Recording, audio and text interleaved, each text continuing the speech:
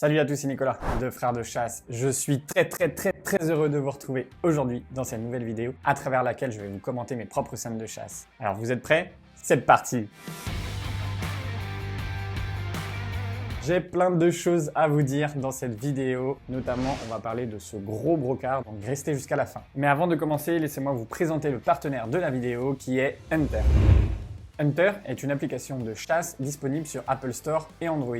Elle possède plein de fonctionnalités. La première, c'est de pouvoir organiser vos propres chasses. Et la seconde, c'est de pouvoir garder ou alors partager à la communauté vos moments de chasse. Vous pouvez partager des photos ou des vidéos. Et franchement, je trouve ça top et j'encourage tous les chasseurs à partager leur passion sur ce type de plateforme, qui est créée notamment par Frédéric, qui est un chasseur, car la chasse a besoin que l'on communique pour qu'elle se développe. Il n'y a aucune censure, surtout à l'heure actuelle où la chasse est mal vue, où elle est censurée. Là, ce n'est pas du tout le cas, vous pouvez partager votre passion librement. Bien évidemment, c'est totalement gratuit, je vous mets le lien en description et un petit QR code. Et je remercie encore une fois sincèrement Frédéric, le sponsor de cette vidéo. Et ça me fait une transition parfaite, car c'est grâce à Hunter que nous avons organisé un jeu concours où nous offrons la possibilité de venir chasser un chevreuil à l'approche avec moi en Gironde. C'est David qui a été tiré au sort et qui est venu du coup 4 jours à la maison pour pouvoir chasser le chevreuil. Et vous allez voir, il ne va pas regretter d'être venu. Je vous montre la première scène. GoPro.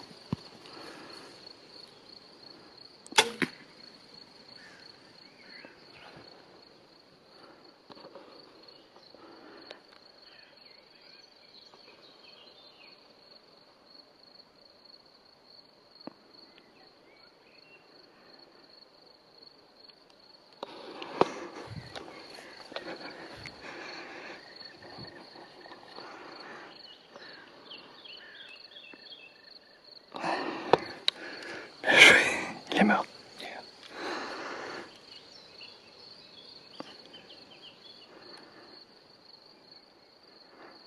Allez, on va regarder ça en détail, je vous la remets, on va la commenter ensemble. GoPro. Bon, là je suis obligé de m'arrêter tout de suite. Vous m'entendez dire GoPro car je lui avais prêté ma GoPro pour tirer ce renard et concentré à fond dans l'action, il a oublié de l'activer. Du coup, c'est la raison pour laquelle nous n'avons pas le tir, mais juste le renard après le tir. Donc, il arme l'arc et il tire extrêmement rapidement. On entend le bruit de l'impact, je vous le remets. Donc la flèche tape bien le renard et moi je vois le renard du coup sortir dans le rang de vigne.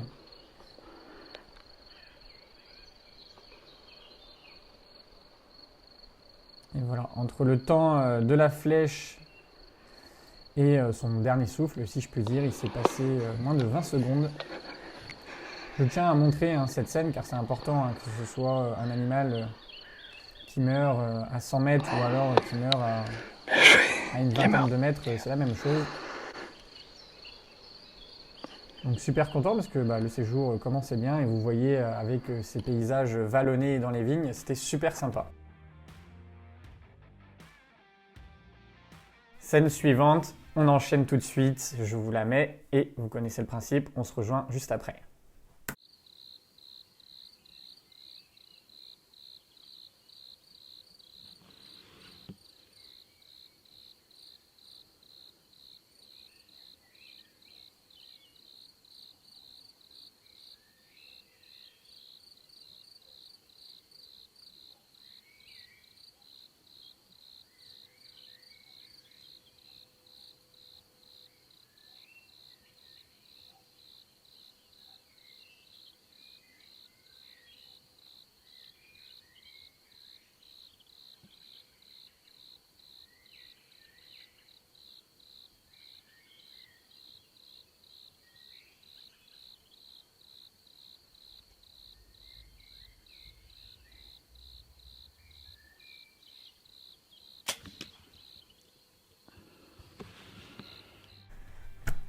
Oh là là là là là là, quelle action de fou! Pour vous mettre dans le contexte déjà, ce chevreuil on l'aperçoit très loin. C'est ça qui est top, c'est qu'on l'a aperçu à plus de 200 mètres facile. Il avançait entre les rangs de vignes, bref, on s'est dépêché. Et après, vous avez la scène que vous avez pu voir. On a fait une recherche au sang et celle-ci n'a rien donné. Bien évidemment, on retrouve la flèche, on a un petit peu de sang dessus, mais après, plus rien. Et on s'aperçoit à la vidéo que la flèche est très haute en fait. et qui vient taper juste le haut des épaules. Et malheureusement, on n'a pas retrouvé cet animal. Ne vous inquiétez pas, il a survécu. C'est une blessure assez légère en soi qui lui a juste coupé un petit peu de peau sur le haut. Moi, j'étais derrière, David était devant moi j'étais derrière et quand on revoit la vidéo, c'est là où on voit les erreurs. Je trouve ça super important de faire cette analyse. Première chose que l'on voit, je vous remets la scène tout de suite. Son arc, concrètement, est devant lui et il traverse le rang de vigne avec son arc devant lui. Alors, cela s'explique parce qu'il était prêt en fait à armer, il était déjà encoché. Moi, je ne l'ai pas spécialement vu parce que j'étais très focalisé sur l'animal. Je suis hyper focus sur l'animal et c'est la caméra qui suit mon regard. Mais là, on voit clairement que son arc dépasse de 20 cm devant lui et ça peut être très très dangereux et on peut rapidement se faire avoir. Beaucoup de mouvements parasites, hein, vous le voyez sur l'arc. Et là, regardez, là je mets pause, on a une fenêtre de tir parfaite. La principale erreur de David sur cette action de chasse, c'est qu'il a été trop long. Là, on a une superbe occasion, l'animal est à 15 mètres, la tête dans le rang de vigne, là, il faut tirer. C'est à ce moment-là qu'il faut tirer. À savoir que là, vous avez vu que 2 minutes de vidéo, mais la scène a duré plus de 5 minutes. Regardez, là, c'est parfait.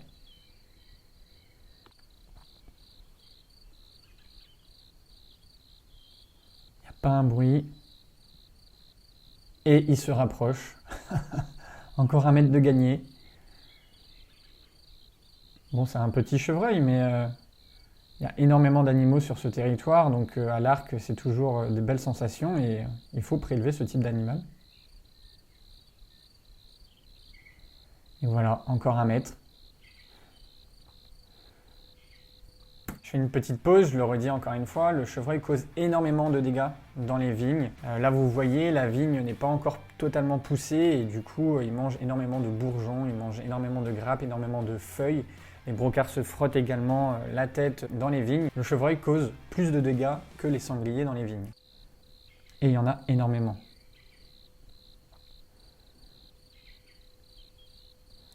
Donc là, moi, j'avais le palpitant, hein. J'étais tout aussi stressé que lui. Hop, et il repasse dans un autre rang de vigne. Mais là, malheureusement, il nous repère. Désolé pour le focus, c'est pas très bien filmé. Hop, il avance d'un air sûr de lui. Là, c'est sûr. Quand vous voyez un comportement comme ça de chevreuil, où il s'affirme, où il est sûr de lui, c'est que vous êtes grillé.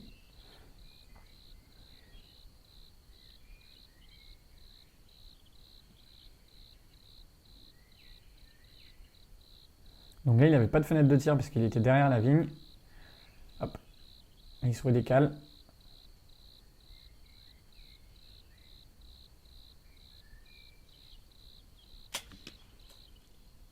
Et il le tire.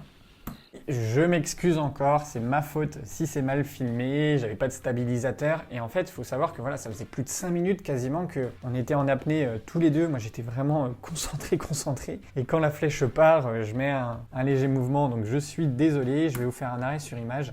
David avait aussi un arc qui n'était pas spécialement optimisé, notamment en termes de son, plus un animal qui est sur l'œil et du coup il a réussi à esquiver la flèche à moins de 12 mètres donc vraiment faites attention quand vous tirez des animaux de ne pas les tirer sur l'œil. C'est hyper important et ça permet surtout de maximiser les chances de réussite. Allez, scène suivante, je vous la mets et on la commente juste après.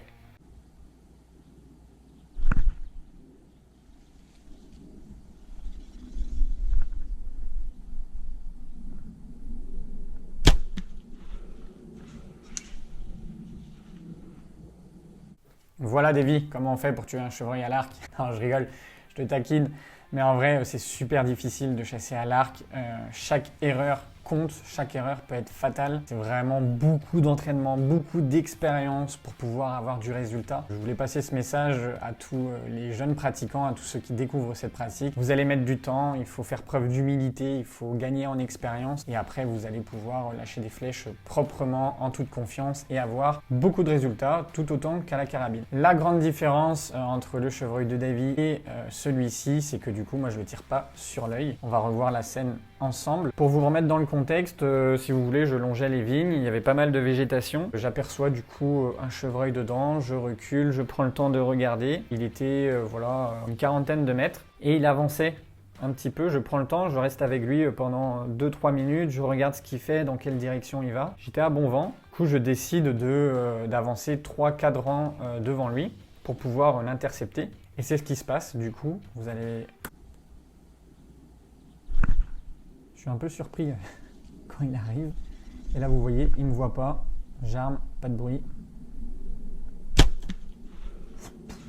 Je vous remets parce que ça va assez vite.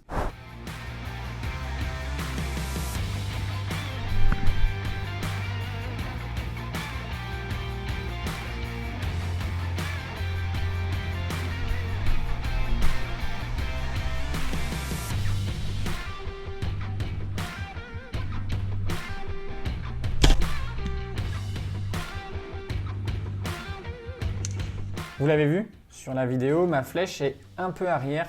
Il manque quelques centimètres, 3 à 5 cm. D'autant plus que je l'entends partir assez loin, je l'entends quasiment arriver en sous-bois. L'animal est touché, la flèche a traversé. On décide de faire la recherche le lendemain matin. Ne prenez pas de risques, prenez votre temps. Ayez toujours un paquet de mouchoirs avec vous. Ça peut être utile pour plein de choses, mais surtout pour marquer l'endroit où vous avez tiré. On se retrouve le lendemain matin avec le conducteur. Donc encore une fois, je remercie tous les conducteurs de chiens de sang de se déplacer, d'aider, d'accompagner tous les chasseurs. Du coup, on cherche la piste, on a tous les indices et puis l'animal aura été en sous-bois. Il aura quand même fait une centaine de mètres depuis le tir. Je vous mets quelques photos.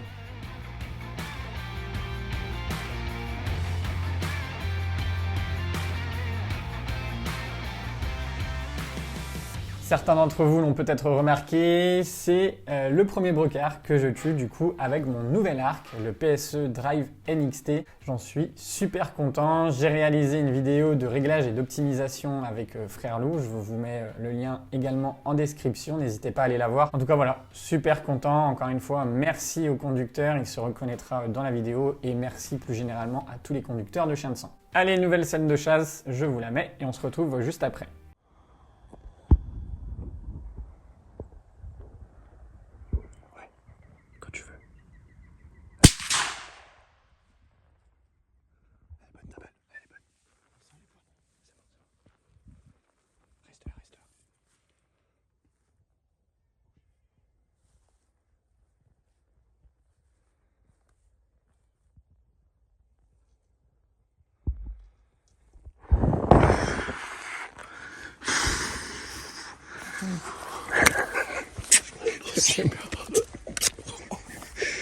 Il est pro. Mec, je trompe. Super. Ah, tu peux l'enlever. Tu peux la garder celle-ci. Hein. Oh putain. Ton premier.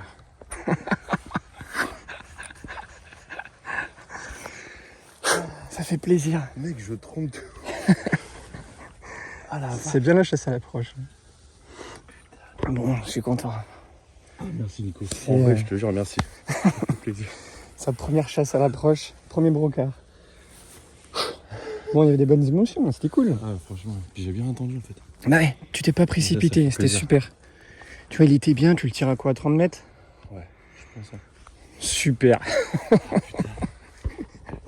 On passe à la carabine, on passe avec un copain que j'ai guidé lors de notre gros week-end avec tous les copains fin juillet à la maison. Ne vous inquiétez pas, c'est normal que j'ai cette petite moustache. Le thème était le Mexique. On a bien rigolé. L'idée, c'est de regrouper tous les copains. Ils viennent à la maison, on met un thème, on chasse le matin, on chasse le soir, on se fait des bonnes bouffes et on rigole bien pendant ces 4 jours. On va analyser cette scène.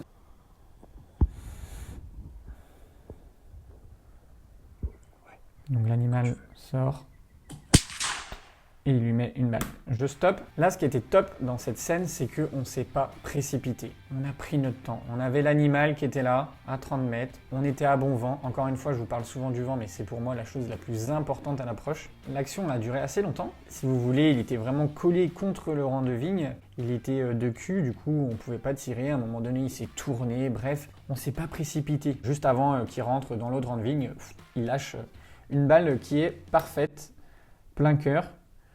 Bon, je l'ai vu à l'impact que la balle était était sûre et elle était létale. Donc c'est pour ça que je me suis permis du coup de me décaler tout de suite pour faire un petit peu d'image et voir où l'animal s'est arrêté. Et il est là, raide. Les émotions. Donc c'était son premier brocard à l'approche. Bon, là il dit qu'il est beau. Non, il est pas beau. Ça, c'est beau. Voilà, vraiment content. Je vous mets un ralenti.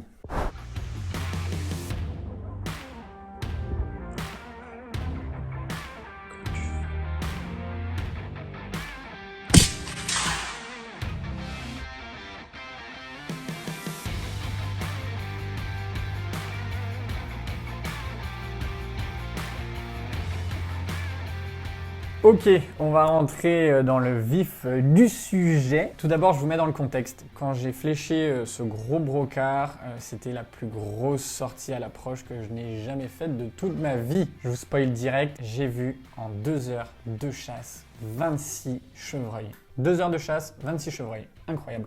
Ça commence tout de suite avec cette petite chevrette à portée de tir. Impeccable. J'aime bien chasser moi après le rut, comme ça permet notamment aux gros animaux de pouvoir se reproduire. Je n'ai rien contre les gens qui chassent en plein rut, j'invite plein de copains à venir en plus en cette période. Mais je trouve que par rapport à la gestion du territoire, c'est vraiment cool de tirer des gros animaux après le rut. Là on est mi-septembre, vous voyez par rapport notamment aux vignes, il y a des grosses grappes à l'intérieur. Bon, il y avait beaucoup de chevrettes et de faons, hein. Ça va vite, hein. Quand vous voyez une chevrette avec 2 petits faons, j'en ai vu 2-3, donc tout de suite ça fait monter un petit peu le compteur. J'ai 7 actions. Là, j'ai mon corps qui est de l'autre côté de la vigne. J'ai juste ma tête, du coup, que je fais passer un petit peu pour le suivre. J'ai pris la décision de rester à ma place afin de pouvoir le voir, afin de pouvoir voir vers où il allait, parce qu'il se déplaçait pas mal, il bougeait, il ne s'est quasiment pas arrêté. Et j'avais peur, du coup, qu'il aille dans l'autre rang de vigne ou qu'il parte encore sur la gauche.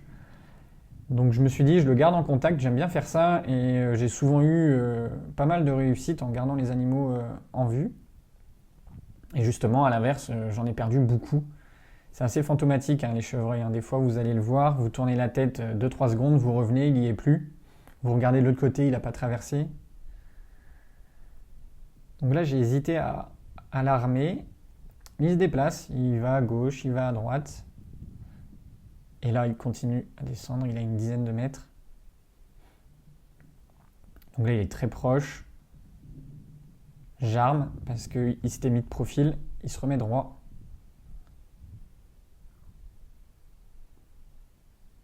Voilà.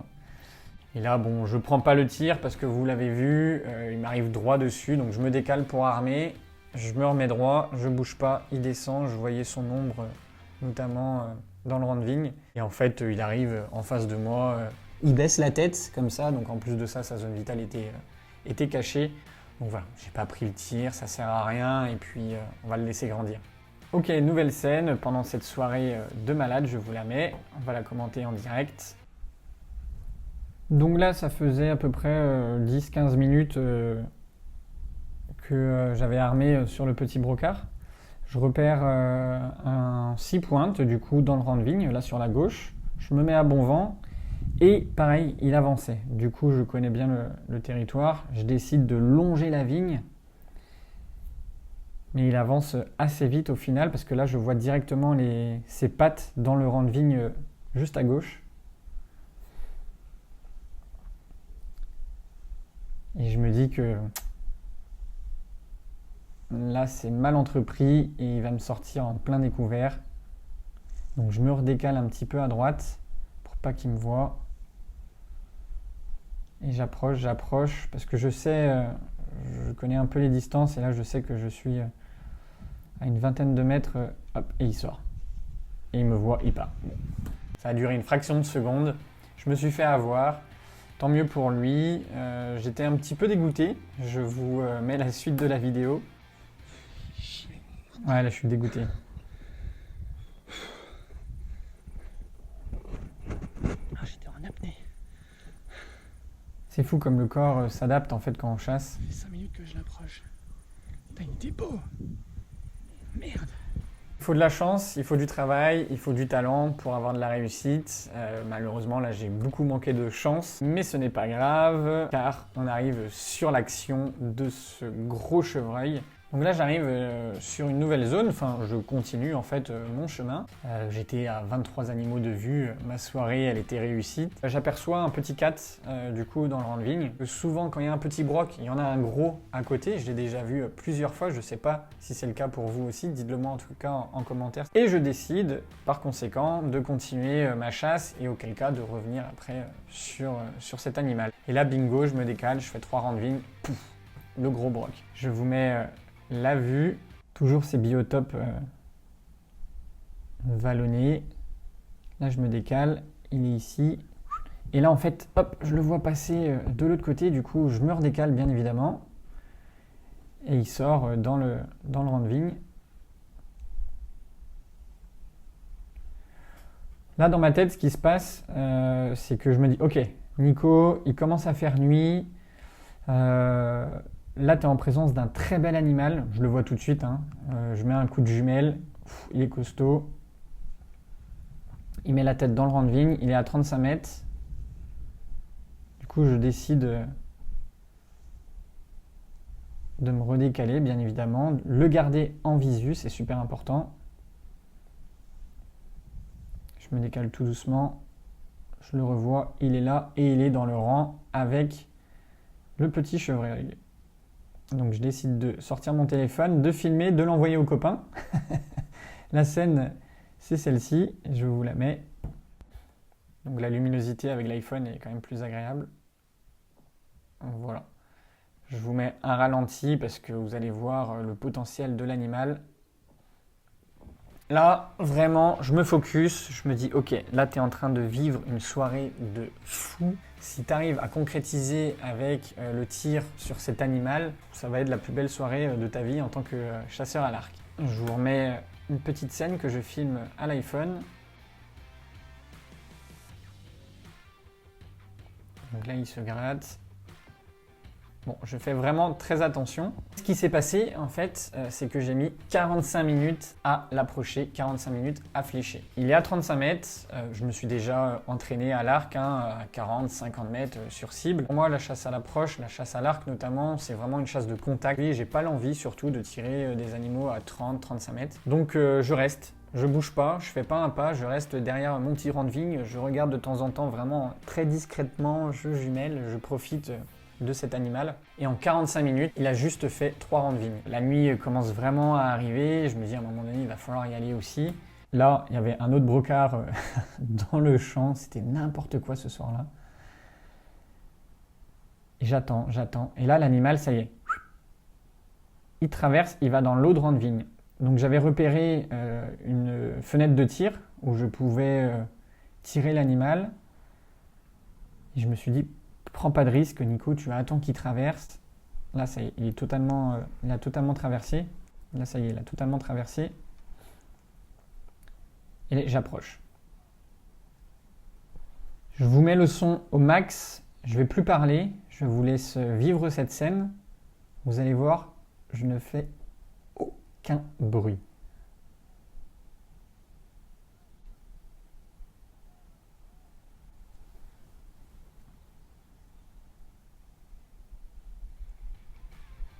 Donc là, en fait, j'arrive sur la zone où je pensais tirer mon animal, sauf que j'ai mal fait mon calcul et du coup, il était encore un peu plus haut et je ne peux pas le tirer dans cette fenêtre. Du coup, ce qui se passe, c'est que je suis obligé de continuer mon approche.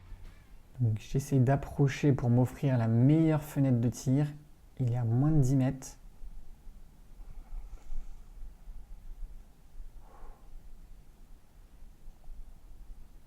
Ok. Là, je suis bon. Je monte mon arc. Je l'arme. Regardez comme je tremble.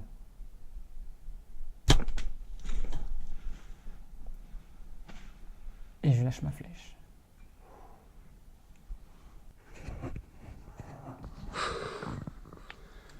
Je suis tout blanc.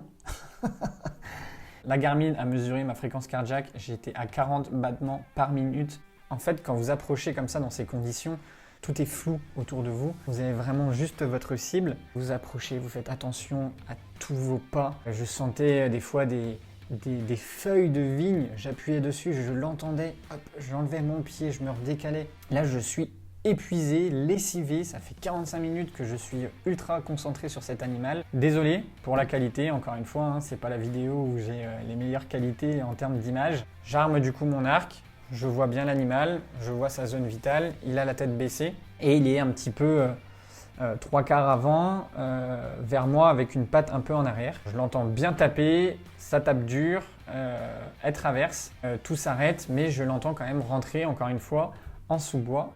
Puis plus rien. Je me pose, j'attends, je préviens les copains parce que je les avais un petit peu teasés en disant gros broc, 35 mètres, ils étaient comme des fous.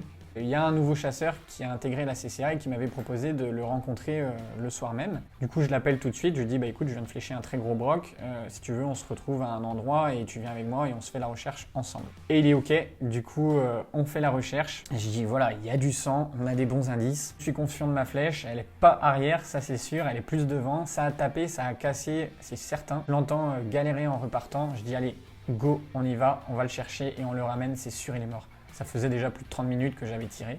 Bingo, on y va. Et du coup, Greg a filmé quand on voit un petit peu l'animal. Je vous mets quelques vidéos. Pour le coup, ça filme. Si tu préfères, je sais pas.